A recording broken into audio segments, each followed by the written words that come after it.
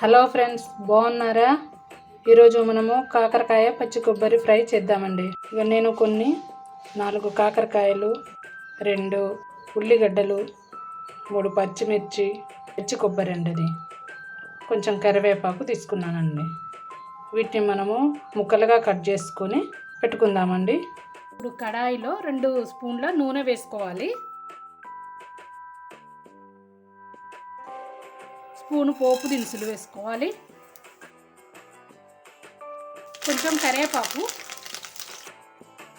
Cut చేసుకున్న మిర్చి, ఉల్లిగడ్డ. నేనైతే చిన్న ఉల్లిగడ్డలు 2 తీసుకున్నానండి. పెద్దదైతే 1 సరిపోతుందండి. స్పూను ఉప్పు అండి, ఆ స్పూను అల్లము వెల్లుల్లి,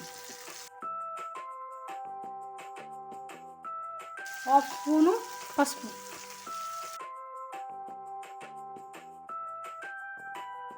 చూడండి కాకరకాయలు ఇలా తరుక్కున్నానండి. ఇవి ఇలా సన్నగా ఉంటే తొందరగా మగ్గుతుంది.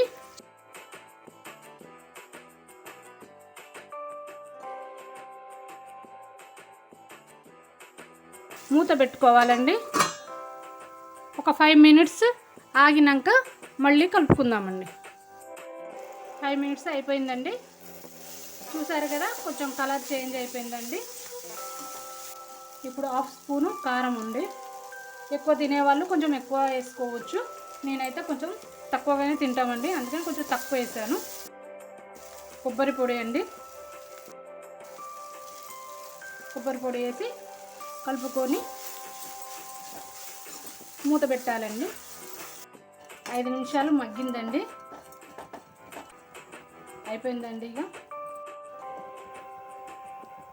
ఇప్పుడు 1/2 స్పూను గరం మసాలా, కొంచెం కొత్తిమీర చల్లితే సరిపోతుంది. కాకరకాయ పచ్చి కొబ్బరి ఫ్రై రెడీ. మా ఛానల్ని సబ్స్క్రైబ్ చేసుకోండి, లైక్ అండ్ షేర్ చేయండి, కమెంట్ చేయండి. Thank you.